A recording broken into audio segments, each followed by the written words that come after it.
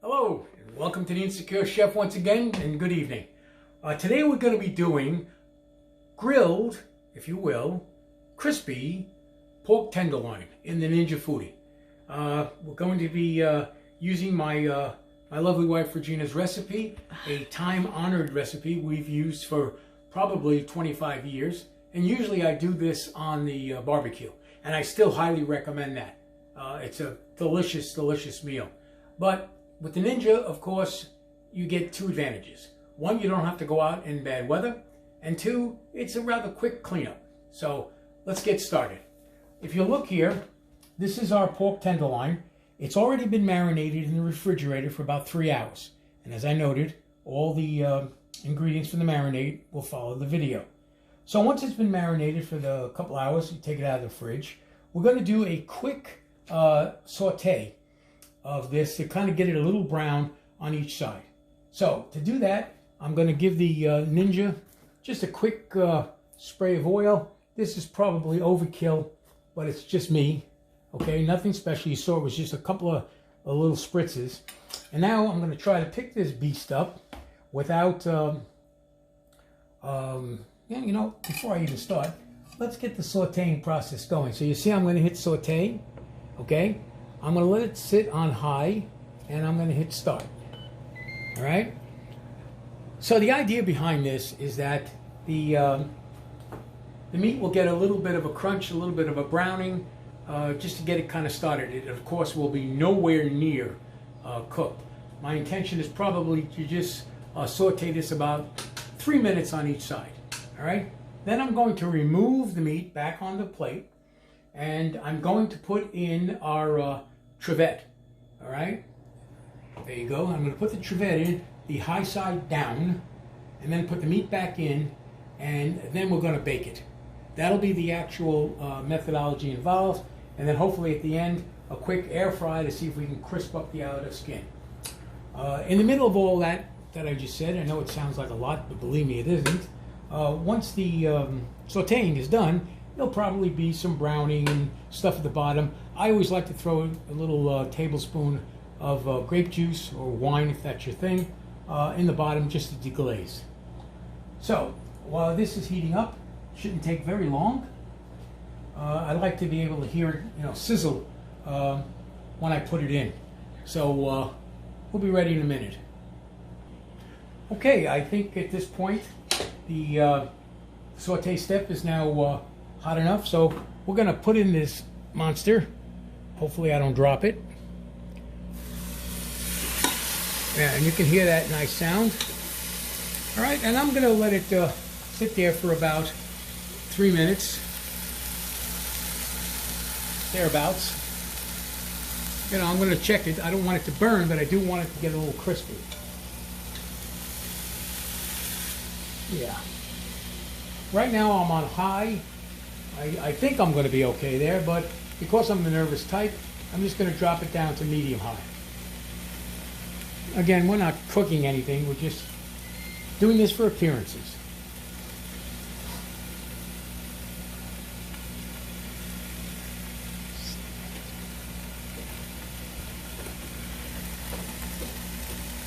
All right, I'm going to try to flip this over just to see what it might look like on the other side.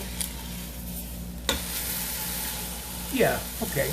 I'll give the other side a little longer, but that, you see, you get the general idea. I'm just trying to brown it up.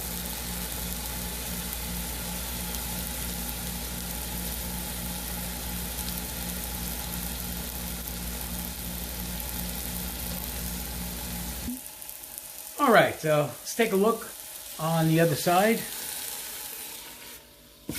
Yeah, there we go. We're picking up nice caramelization and browning. Off camera, I don't want to cheat you folks. Off camera, what I did was I threw a little grape juice in to help deglaze the bottom of the pan and get some of that nice coloration for the meat. So we're just going to let it finish on the second side. I'd love to do all 4 sides, but I'm not sure how I could get this thing to stand up on its own. So, all right, one more splash here.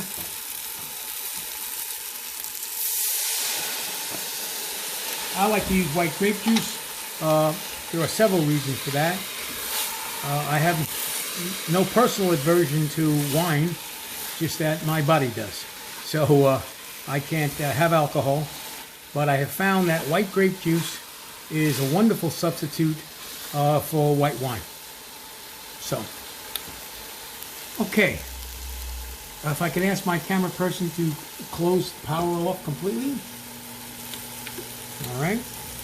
And I'm going to take this meat out now and put it back on the tray. Don't panic that I'm putting it back on where the raw pork was, because this is still raw pork.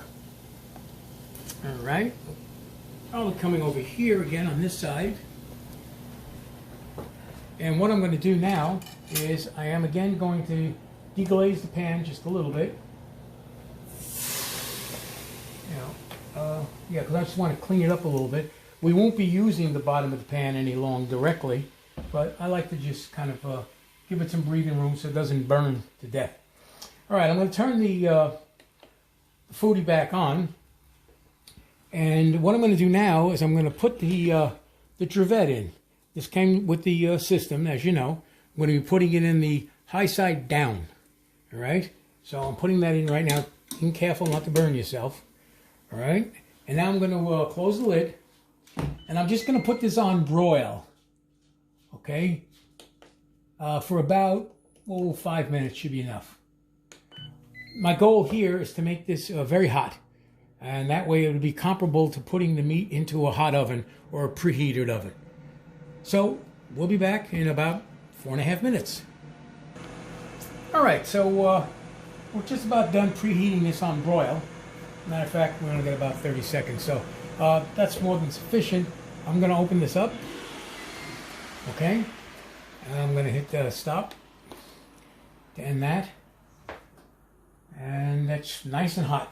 So with that said, I'm now going to be putting the meat back in the trivet, and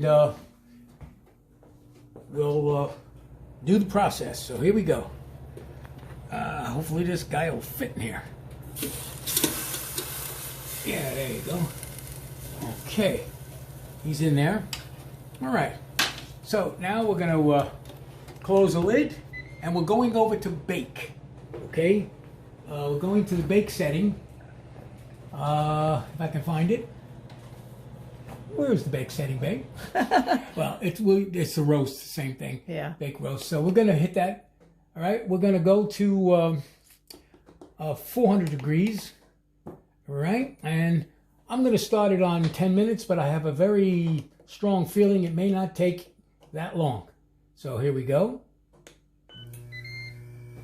And we're off. So we're going to check back once or twice during the video. You'll see I'll just do a quick basting just to keep it kind of moist. And then we'll temp it and see how we're doing. All right, we're going to take our first temperature check. Take a look at it in there. Yeah, it's moving along very nicely. That's my dog barking, so you'll have to excuse that. I'll take a first look at it. All right, we're in just starting to break the hundredths now. 101. Wow, this side's 111, 110. So we're getting there. While I have this open, I'm going to do a quick baste. And the basting is the same marinade that I originally used. Just keep in mind, you have to use fresh baste or save some when you first do the marinade. You don't want to marinate, you don't want to baste rather, after it came out of the raw pork. So keep that in mind. All right. One more here and there. Alrighty. And now we'll close the lid. Now this may very well take longer than 10 minutes. And the reason for that is because I'm not the brightest bulb in the box, and I was using the numbers I used to use for a much thinner piece of tenderloin. This is huge. So it's going to take a little longer, I think, but the concept is identical. So we'll probably be adding more time shortly, and I'll let you know what the total time was at the end. Also, I know I didn't mention it. Let me mention it now. The weight of this was 1 3/4 pounds of tenderloin. So I'm used to working with more like a pound and a quarter. Okay, so we'll be back shortly. Okay, I think at this point, hopefully we're at a temperature that we find acceptable. There you can see you got a nice look at it there. I'm going to take a look at the temp. That side seems a little light. Let's see. Okay, that's more like it there. Yeah, these numbers are satisfactory. As you know, the meat will continue to cook. So I'm going to say that the baking portion is done. So I'm going to shut the bake portion off, and we're going to do one last step. And this is optional, but I think it'll work out nicely. What I'm going to do is, while the meat's resting in there, I'm going to close the lid, and I'm going to put it on an air fryer. I'm going to put the air fryer on 400, and I'm going to do it for like a minute, 2 tops. I'm going to keep an eye on it, opening and closing. It's going to be purely for appearance. So let me close the lid down. Let me hit air crisp. Let me go to 400. Let me go to, like I said, I'm just going to put down 3 minutes, but I'm going to go nowhere near there maybe. And here we go. So we'll show it to you after it's been running about a minute or so and see if it's improved anything. Okay, we're opening that up now. I'm sure it's well done. And if you look, you can see that we got a nice little crisp going. And again, as I pointed out, this air crisping step is solely for appearance. You don't have to do it at all. You can do it longer or whatever you want. But as far as I'm concerned, this pork is complete.